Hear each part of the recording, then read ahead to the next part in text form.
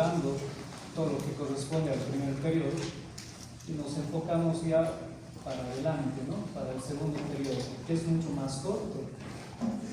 Vamos a volver a agosto y septiembre, ya que empezamos los segundos parciales. Es un poco más extenso este segundo periodo en cuanto a avance, pero es menos tiempo. ¿Eso qué significa? Que tenemos que apresurar el paso, ¿no? Entonces, vamos tratando de leer siempre antes del tema. Yo sé que han estado en exámenes toda esta época. Ya mañana empezamos el receso. Tenemos un tiempo para recargar energías, pensar nuevamente, replanificar todo lo que hemos venido haciendo. Si hay algo malo que hemos hecho, pues vamos reconduciendo aquello. Si hay alguna estrategia que hemos ido utilizando, pues vamos buscando nuevas estrategias para que podamos salir tranquilos de esta gestión y no estemos arañando ya los últimos días, ¿no? Hemos ido viendo sistema nervioso, hemos ido hablando de las vías, tanto descendentes como ascendentes. Y el último tema que habíamos visto corresponde justamente a las vías ascendentes, ¿no? Vías ascendentes que están constituidas por neuronas que van a llegar justamente al asta posterior. Aquí hemos encontrado diferentes núcleos, tanto en el asta anterior, núcleos motores, hemos encontrado núcleos viscerales, hemos encontrado núcleos sensitivos, que son prácticamente agrupaciones de cuerpos neuronales. Bueno, todo eso habíamos hablado ya en nuestra descripción general de médula espinal, de sustancia gris, sustancia blanca. Este es un resumen prácticamente de todas esas vías, ¿sí? De las vías ascendentes. Hemos hablado del fascículo espinotalámico anterior. Aquí está tomando en cuenta ya directamente esa primera neurona, toma en cuenta la cabeza del asta posterior y cómo es su trayecto después por la médula espinal, siguiendo bulbo, siguiendo protuberancia, mesencéfalo, hasta llegar a la corteza cerebral, ¿no? Previamente va a ser una parada a nivel del tálamo. Aquí está el cuerpo de la segunda neurona. Aquí hay una primera neurona, segunda neurona, tercera neurona. En realidad ya sería esto para conectarlo con la corteza cerebral. Son tres neuronas que se utilizan en algunos de los casos para ligar hasta la corteza cerebral. En este caso es el fascículo espinotalámico anterior. Se llama así porque va a ocupar parte del cordón blanco anterior, ¿no? Y después sigue por ese es cruzado. Lo mismo que este otro fascículo, también es cruzado, primera neurona hasta posterior, cabeza, y luego sigue su trayecto por bulbo, protuberancia, mesencéfalo, tálamo óptico, hasta llegar a la corteza cerebral. Vamos con otra vía, fascículo de Golgi-Bourlatz, vía epicrítica. Aquí hay una diferencia, ¿no? No va a ir por la sustancia gris, sino va a ir por exclusivamente la sustancia blanca primeramente, ¿no? Va al cordón blanco posterior, justamente por los fascículos de Golgi-Bourlatz.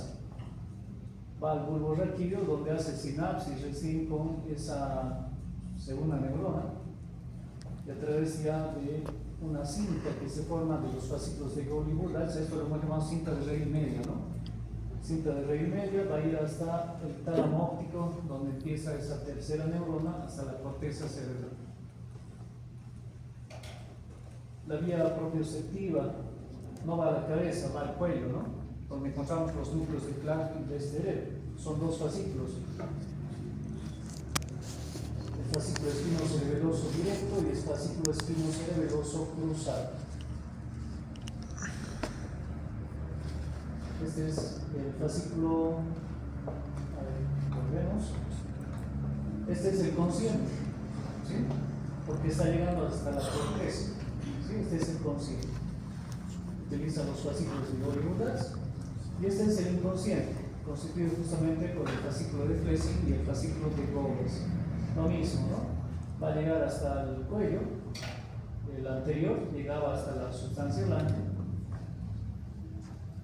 El de flexing es completamente directo y rápido. Trata de llegar lo más rápido posible al cerebro, ¿no? Entonces, bulbo raquídeo y cerebro, pedúnculos cerebelosos inferiores. En cambio, el otro, el de Gowers, es un poco más complejo. Es cruzado, es anterior, va por el bulbo, protuberancia, mesencéfalo y recién desde el mesencéfalo, pedúnculos cerebelosos superiores, va hasta el cerebro. Bueno, hasta ahí la vía propioceptiva, la vía exteroceptiva. Y la vía interoceptiva, los que nacen justamente a nivel de las vísceras, esa información se recoge justamente a nivel de las vísceras, una primera neurona va a recoger desde aquí, y esa información la va a llevar hasta la médula espinal. ¿Hasta qué parte de la médula espinal? Hasta la base, ¿no? Pero antes de llegar a la base hay un ganglio. Entonces, esta primera neurona va hasta el ganglio, ¿sí? Ahí termina la primera neurona.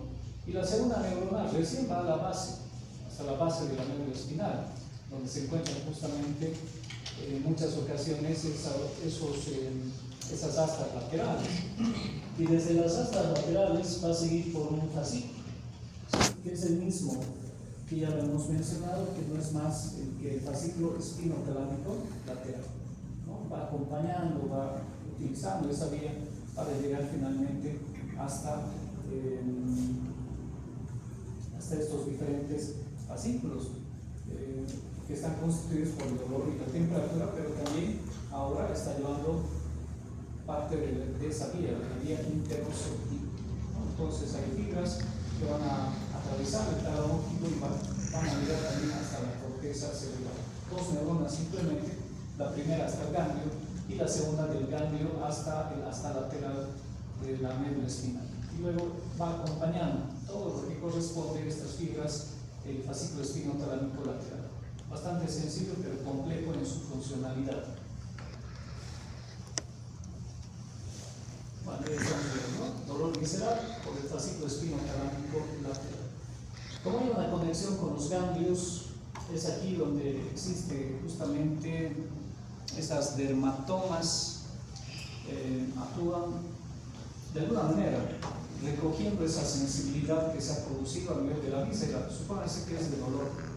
No, me está doliendo el estómago, pero en realidad yo no digo me está doliendo el estómago, ¿no? Sino digo me está doliendo aquí, ¿sí? Por el área del esófago, posiblemente es el estómago, posiblemente es el intestino, y eso está en relación a las dermatomas, ¿no? Por eso hace referencia justamente a esto. Un dolor de C8 a D8 está en relación con el corazón, ¿no? Entonces un dolor precordial. Si tomamos en cuenta C8, es parte del plexo braquial, ¿no? Es parte del plexo braquial. Por eso es que nos duele desde el brazo a nivel de corazón, en un infarto, digamos. Entonces hay un dolor desde el miembro superior, principalmente del lado izquierdo. Entonces es un dolor referido, a esto se llama referencia de dolor, porque las dermatomas están en relación con un segmento del cuerpo, ¿no? Y en esa dermatoma está justamente ese fascículo, esas fibras nerviosas que han terminado en ese ganglio. Un poquito de resumen. Estos son vías de asociación, ¿sí? ¿En qué consisten las vías de asociación? Cuando hablamos nosotros de metámeras, esto por ejemplo es una metámera, ¿verdad? No es una dermatoma. Entonces aquí hay una metámera, aquí hay otra metámera, aquí hay otra metámera, etc. Como hemos visto, hay ciertos fascículos, sobre todo los descendentes, que terminan a nivel cervical. Hay otros fascículos que van un poquito más inferiormente, terminan a nivel dorsal. Pero existe una conexión o una interconexión en toda la médula espinal. Y esa interconexión está dada justamente por neuronas que tienen una función de unir una metámera con otra metámera, ¿sí? A estas neuronas se las conoce con el nombre de neuronas de asociación. Y estas neuronas, como ven ustedes aquí, por ejemplo, esto es diferente a esto. Hay unas neuronas que están por el mismo lado, ¿sí? Por el mismo lado izquierdo, van uniendo justamente diferentes segmentos de neuronas, en este caso metámeras. Hay otras neuronas que unen el mismo lado, pero también van al lado contrario. ¿Sí? A estas se las llama homómeras, porque están por el mismo lado. A estas se llaman hecatómeras, porque están por el mismo lado y van también al lado contrario. En cambio, hay otro tipo de neuronas que están primero en el lado, por decir, derecho y luego van al lado izquierdo. ¿Sí? A esas se las llama heterómeras, ¿sí? Lado contrario. Homómeras por el mismo lado, heterómeras al lado contrario, y hecatómeras o deutómeras van por ambos lados. ¿Está bien? Bueno, son neuronas de asociación. De esa manera nosotros podemos entender cómo es que la respuesta, si bien está realizado como un fascículo, supónganse el fascículo rubroespinal, cómo es que tiene también una conexión con la parte más inferior de la médula espinal, justamente por este tipo de neuronas. Son neuronas de asociación. Bueno, este es el mismo cuadro que hemos visto al inicio. Este cuadro en realidad ya lo tenemos que saber muy bien, porque ya hemos descrito todas las vías. Y aquí lo que estamos haciendo es simplemente una aplicación de los problemas que pueda tener la médula espinal. La médula espinal puede tener pues diferentes patologías, ¿no? Desde las más comunes hasta las más complicadas. Esta, por ejemplo, es una de las más comunes, pero esto es un traumatismo, ¿sí? Es algo que ha sido producido accidentalmente, es un traumatismo. Otras patologías se producen a nivel de la médula espinal propias, como enfermedades que antiguamente pensamos que ya estaban extinguidas, pero que nuevamente están en vigencia. El caso de la poliomielitis. ¿Sí? La poliomielitis, ¿qué va a hacer? Es un virus que afecta principalmente a las neuronas motoras. ¿A qué parte de la médula espinal entonces? ¿A qué parte de la sustancia gris? Cabeza del asta anterior. Y como va a afectar a la cabeza del asta anterior, es que se va a producir justamente una parálisis, ¿no? Una parálisis de los músculos. Es así que nos damos cuenta en los niños que tienen poliomielitis, porque le trae el papá y dice estaba caminando, ahora ya no puede caminar. ¿No? Le preguntamos si ha recibido las vacunas y todo lo demás, nos dice que no, él no está de acuerdo con las vacunas, ¿no? Hay mucha gente ahora así reacia en el área rural. Ustedes van a hacer su año de provincia, bueno, sus meses en realidad, ¿no? Sus 3 meses de provincia obligatorio, y van a ir en campañas de vacunación y se van a encontrar con ese tipo de padres justamente, ¿no? De la Pachamama, que les han enseñado que ellos tienen una inmunidad natural y van a tener que lidiar con eso y explicarles justamente estas posibles patologías que pueda tener ese niño. ¿Por qué creen que hay tanto caso ahora de tuberculosis? Justamente por eso, porque no les han vacunado. En estos 20 años hemos estado bajo las políticas que pensamos que se están quitando, pero pareciera que no. Ha habido un retroceso de la etapa científica, el método científico. Todo ha sido ancestral, pero ahí estamos. Esas son las consecuencias, ¿no? Consecuencias de niños con poliomielitis. Causa sustancia gris, afectación de las cabezas de las astas anteriores. En el asta posterior también podemos encontrar una de las patologías, que es la sirigomelia, ¿no? Es una afectación de la sustancia gris, pero en la cabeza del asta posterior. Por lo tanto, uno de los fascículos va a quedar exento, ¿no? De tener esta disfunción, esta patología. El fascículo es el que no ingresa a la cabeza del asta posterior, justamente los fascículos de Golgi y Wurlitz. ¿De qué vías estamos hablando? De la vía propioceptiva consciente y de la vía, ¿qué otra vía más? De la vía epicrítica. Son las dos que se van a salvar, ¿no? Porque no ingresan en la sustancia gris, ¿sí? Se quedan por la sustancia blanca y luego recién van hasta el bulbo raquídeo. Vemos que afectación a la médula espinal no la tiene, es en el bulbo raquídeo que tendría que haber una afectación para que esas vías de sensación también queden eliminadas. traumatismos. Fíjense ustedes, este traumatismo es una tomografía. Aquí se puede observar justamente cómo ha habido una fractura de la columna vertebral, ¿no? Ahí estamos viendo cómo este cuerpo vertebral está desplazando. Ha afectado la médula espinal, del que se ha salvado, ¿no? Si nosotros observamos bien, la médula espinal se ha salvado. Está pero presionada justamente por el cuerpo vertebral. Pero muchas veces este cuerpo vertebral puede seccionar completamente a la médula espinal. Mientras más superior es esto, entonces es mucho más complicado para la vida del paciente. ¿A qué nivel estamos hablando? Cervical y torácico, ¿no? Entonces, ¿qué va a tener nuestro paciente aquí? Tal vez no una cuadriplegia, pero sí una paraplegia. Aquí, fíjense ustedes, aquí nada que decir, ¿no? Ya no ha habido simplemente una fractura, sino ha habido una sección completa de la médula espinal. Fíjense ustedes, como la médula espinal ya no está en la misma línea que está aquí superiormente. Igual, consecuencia, que vendría a ser paraplegia. Si es bastante superior, esto va a ser una cuadriplegia. Los 4 miembros van a estar afectados. Si es mucho más superior todavía, va a tener una afectación incluso a la vida del paciente, porque ya les había dicho, ¿no? Mientras más superior, está en relación con quiénes, con el centro de la respiración, el centro cardíaco, el centro de la presión arterial, etc. Entonces, nuestro paciente corre el riesgo justamente de fallecer. Por eso es que necesitan, ¿qué cosa? ¿Qué es lo primero que hacen en terapia intensiva? Vía aérea, ¿no? ¿Sí? La UCI vía aérea.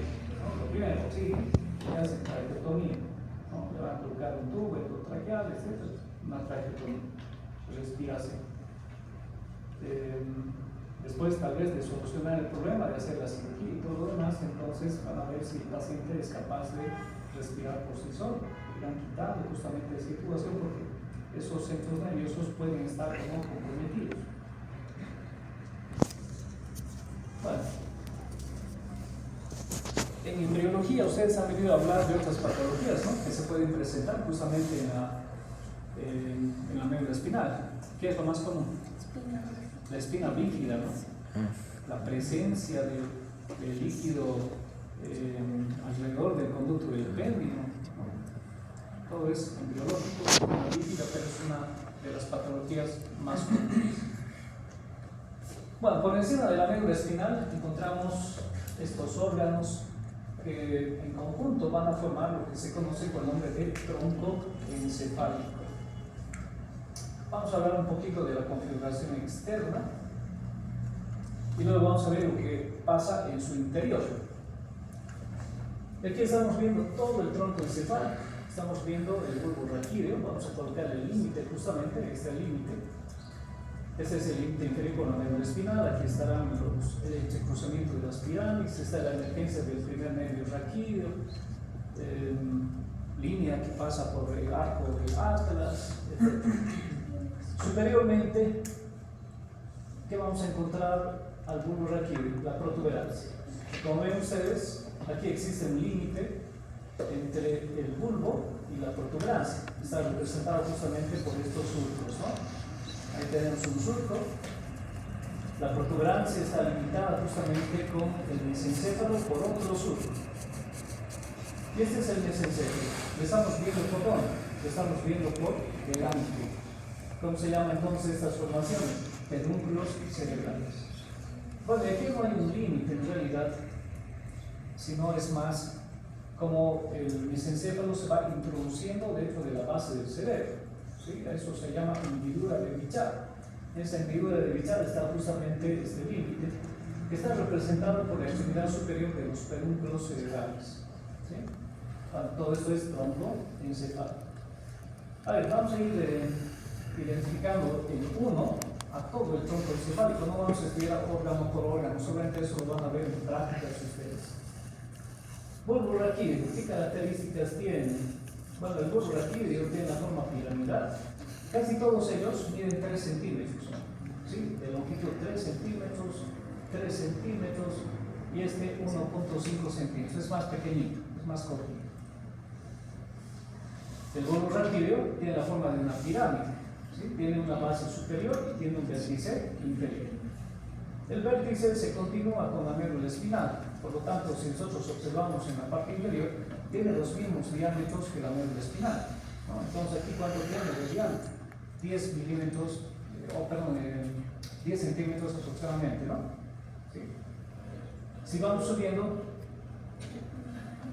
entonces es un poquito más, ¿no? ¿Sí? Se va ensanchando, fíjense ustedes. Aquí es 12, 15, ¿no? Entonces es un poquito más grande. Y aquí es mucho más todavía. ¿Sí? Aquí llegamos hasta los 3 centímetros aproximadamente. Estamos mal aquí, ¿no? No son centímetros, son milímetros, ¿eh? Milímetros, aquí ya centímetros, 3 centímetros. Entonces la protuberancia es algo cuadrado, ¿sí? 3 centímetros, 3 centímetros. Bueno, bulbo raquídeo, aquí aparece un surco. Este es el surco bulbo protuberancial, o también se llama protuberancial inferior. La protuberancia, aquí hay otro surco, entonces este se llama protuberancial inferior o también se llama ponto peduncular. Y aquí vamos a encontrar justamente lo que decíamos hace un momento, la hendidura de Bichat, ¿no? Que es por donde están ingresando los pedúnculos para conectarse con quién. ¿Con qué órganos se van a conectar los pedúnculos? Con los tálamos ópticos. A ver, este surco ya lo conocemos en la médula espinal, ¿no? Es el surco medio anterior o fisura media anterior. Sigue presente en el bulbo, como dicen ustedes, pero a nivel del surco bulbo protuberancial, este surco pareciera que se hace un poquito más profundo. A eso se conoce con el nombre de agujero ciego. Luego, este surco desaparece a nivel de la protuberancia. Ya no hay esa fisura, fíjense ustedes, ¿no? Es un poco más amplio. A esto se llama canal, ¿sí? Es el canal basilar. Vamos un poquito a ver, seguimos con ese encero. Si seguimos este canal basilar, fíjense ustedes aquí, vamos a encontrar un espacio. Como está entre los dos pedúnculos, se llama espacio interpeduncular. ¿Sí? Espacio interpeduncular. Muy bien, todo es linealmente. Vamos un poquito lateralmente. En la médula espinal, ¿qué hemos encontrado? El surco colateral anterior, por donde salían ¿quiénes? Las raíces anteriores de los medios raquídeos. Luego seguimos. Bulbo raquídeo. ¿Qué encontramos aquí? El mismo surco, ¿sí? Hasta llegar al surco bulbo protuberancial, surco colateral anterior. Por detrás de este surco vamos a encontrar una eminencia que tiene aproximadamente 1.5 centímetros de longitud, que es la oliva del bulbo, ¿sí? La oliva del bulbo. Por lo tanto, este surco que está delante de la oliva, que no es más que el surco colateral anterior, también se llama surco preolivar. Por detrás de la oliva, ya en la cara lateral del bulbo raquídeo, vamos a encontrar esto justamente. Aquí lo estamos viendo bien, esta es la cara lateral, este es el surco preolivar, en realidad este es el surco colateral anterior. Por detrás de la oliva, fíjense ustedes, está este otro surco, ¿sí? Limitando a la oliva. Este es el surco retroolivar. Pero por detrás todavía nosotros vamos a encontrar este surco. Este es el surco colateral posterior. Y del bulbo raquídeo emergen la mayor parte de los pares craneales, como estamos viendo aquí en la imagen. Del surco preolivar, ¿quién va a emerger? ¿Qué medio es este? Este es el 12º par craneal, ¿no? ¿En el surco retroolivar emerge alguien? No, nadie. Y esa es la confusión que tienen muchos de los estudiantes, ¿no? Y algunos docentes. El surco retroolivar no es el mismo que el surco colateral posterior. Entonces, el resto de los pares craneales emergen de dónde? Del surco colateral posterior, ¿no? Están en orden descendente también. Entonces tenemos al 9º, el 10º y el 11º par craneal. Hipogloso y los 3 últimos pares craneales. Pero esto ya es cara lateral, por si acaso, esto es cara lateral. ¿Hasta dónde es cara anterior? Hasta aquí, ¿no? Lo mismo, hasta el surco colateral anterior y surco pre-olivar. Cara lateral, oliva, surco retroolivar y surco colateral posterior. Todo esto es cara lateral. Y luego ya empieza la cara posterior. Vamos a la protuberancia. Bueno, aquí hemos encontrado el canal. Al lado vamos a encontrar lo que vienen a ser unas eminencias convexas, que se llaman rodetes, ¿sí? Y estos son los rodetes protuberanciales. Al ladito de los rodetes vamos a encontrar el origen, ¿no? Ahí estamos viendo el origen. Una raíz delgadita por dentro, una raíz gruesa por fuera, ahí se ve en este lado, que no es más que el trigémino. ¿Sí? La raíz del trigémino, la raíz sensitiva y la raíz motora. Ahí termina la cara anterior, que empieza la cara lateral. ¿Sí?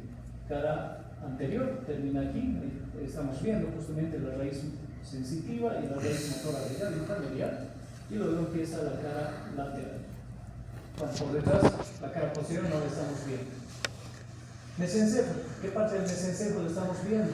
Estamos viendo los pedúnculos, espacio interpeduncular, cada uno de los pedúnculos, 1,5 centímetros aproximadamente, son cortitos, ¿no? Tienen dos extremos, un extremo inferior y un extremo superior. Esta es la cara interna de los pedúnculos cerebrales y esta es la cara lateral de los pedúnculos cerebrales. Este es el espacio interpeduncular en cuya cara interna de los pedúnculos encontramos justamente la emergencia de esto, ¿no? ¿Y qué es? La emergencia ¿de qué par craneal? ¿Qué nervio es? El tercer par craneal. En este surco está el sexto, esto ya lo habíamos visto en generalidades. Este es el sexto, este es el séptimo, este es el octavo. El séptimo al lado del agujero ciego, el séptimo por encima de una fosita, por encima de esto, ¿no? Por encima de la oliva. Entonces se llama fosita supraolivar. ¿Sí? Esto se llama fosita supraolivar. Entonces el séptimo se está originando de la fosita supraolivar. Al ladito vamos a encontrar otra fosita, se llama la fosita lateral de la oliva. Entonces, este otro nervio, el octavo, se va a originar en la fosita lateral de la oliva. Configuración externa. Esto, los que ya han hecho sistema nervioso, porque tengo entendido que algunos ya han hecho sistema nervioso en prácticas, todo esto tendrían que verlo reconocido en las piezas. Bueno, aquí estamos viendo en un corte sagital justamente todas esas estructuras. Esto es bulbo raquídeo.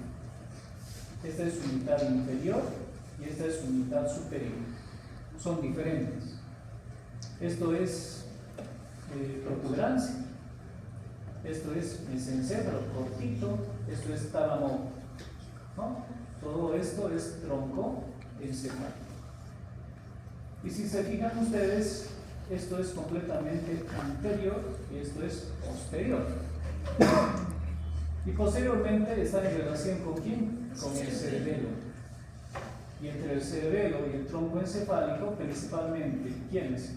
El bulbo raquídeo y la protuberancia en su totalidad, se forma esta cavidad, que se llama cuarto velo.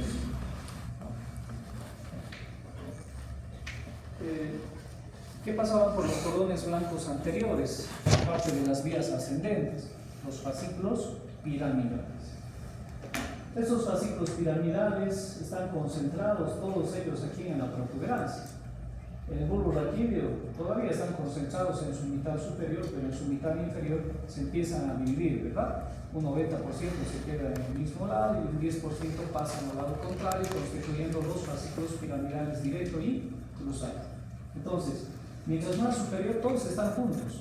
Mientras más inferior, ya se van a ir disgregando, se van a ir separando.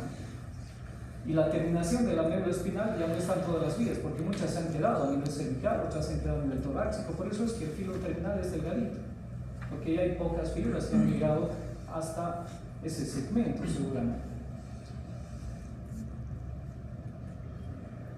Bueno, y aquí lo que estamos viendo es justamente la cara posterior del tronco encefálico. Se ha quitado una mitad de quién? del cerebelo. Aquí estamos demostrando justamente que quitando el cerebelo, recién vamos a poder observar el cuarto ventrículo. ¿Qué parte del cuarto ventrículo? El suelo. Porque el techo está formando parte del cerebelo. Y debajo de ese cerebelo todavía hay unas pequeñas cubiertas, ¿sí? Esas cubiertas se llaman dedos medulares, se llama membrana epidimaria, ¿no? Entonces hay membranitas y está este órgano formando parte del techo del cuarto ventrículo.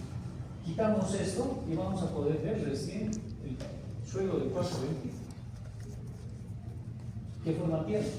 Romboidal.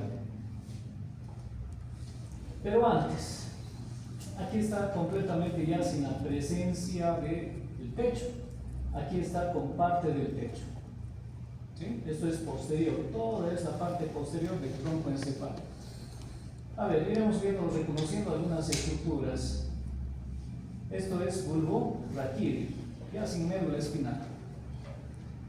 La mitad inferior es prácticamente igual que la médula espinal en su cara posterior. ¿Y qué hemos descrito en la cara posterior de la médula? Otro surco, fisura, ¿no? Que no es tan profunda como la anterior. ¿Qué lo hemos llamado? Fisura media posterior. Luego, surco colateral posterior.